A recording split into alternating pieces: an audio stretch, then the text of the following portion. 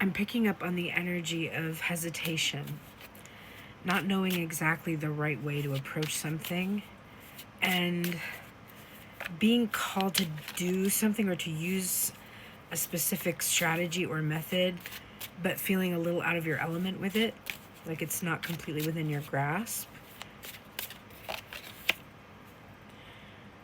Justice. Okay, so this person that's hesitating knows that something is imbalanced or very unfair, something that needs to be put right.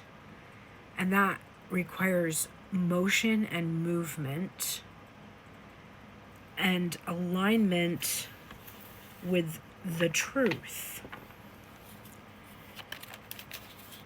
A deep inner knowing of what the truth really is deep down, something that this person is struggling to admit to themselves or others.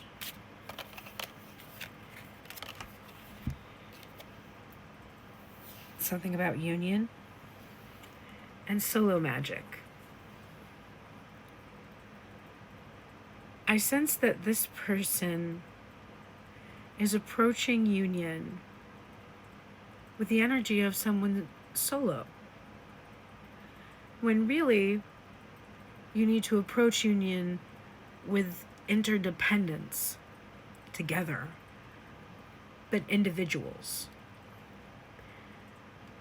Someone's afraid to lose the magic of going it alone.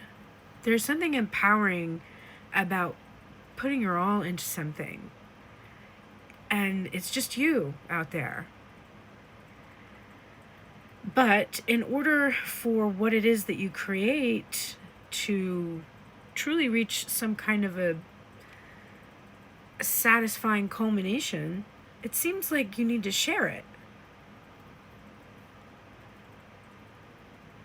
But we've been so deeply entrenched in the idea of solo energy being prioritized over the energy of being in connection or in community, even though we deeply crave that. And there's a constant push-pull of this energy that's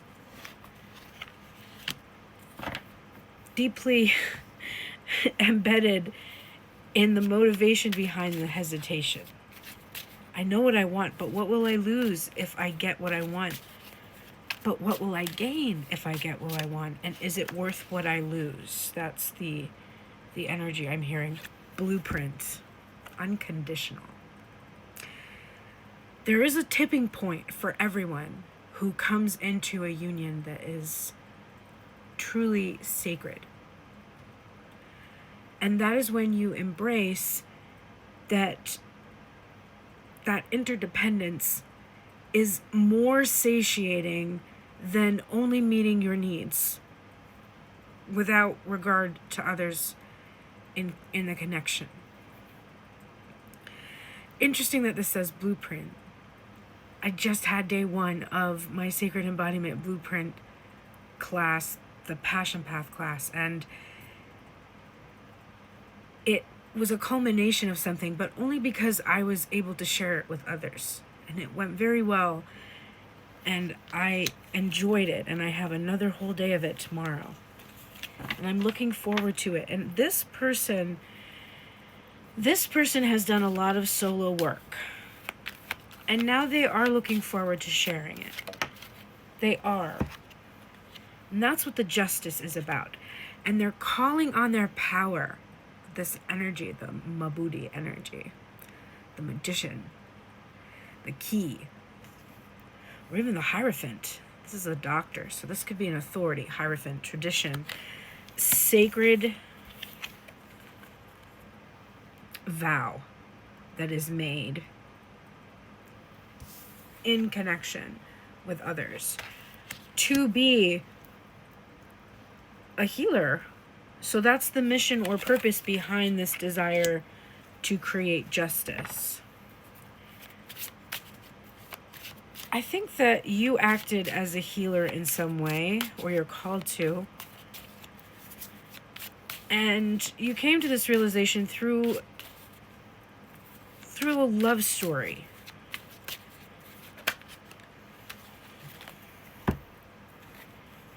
It's been a journey, walking meditation. It's required a lot of self-reflection and inner work. Codes in nature, miracles. But everything that you've been doing on this journey is leading you to believe in miracles and lending itself to this vision that you have, this dream, whether that is to be in union with somebody or to finally just feel at peace and like in your element, which is how I see that nature card, to be in your element, which is how I felt today in my class. So you have to know that when you get these love readings about people and you're focusing on their energy, that it really is simply just a reflection of your own energy. And if you're struggling to see that, you should book a session, because once you make that connection, you can't unsee it. And it is a secret to basically unraveling all of the different invisible, like, I'm seeing like ropes binding you to these old chains, actually binding you to these old traditions that no longer serve who you have become. You're moving into something new. Again, we're seeing nature. Is this... Oh yes, because this is codes in nature, and then this is the nature card as well, and a Sagittarius energy. And that's where we are actually moving in that Sagittarius energy. So this is like a wanderlust. It's an adventurous energy. It's far. It's like being able to see far or aim far into the future. Also Cupid's energy there too.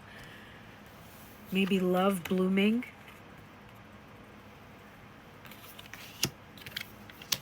There's a lot of good stuff in here. In the silence, which you've grown peaceful in, there's not a rushing energy about you, but there's also not a waiting energy either. There's the energy of life, the essence, the sun here. This is what fills you up since you were young and makes you feel bright and blissful. I love that. I really think that you're in a good place, and I don't know if you're fully aware of how much your energy is affecting the outcomes you're seeking with others or in terms of inviting abundance in. Stick to your vision. Don't give up. Don't let disappointments force you off of your path.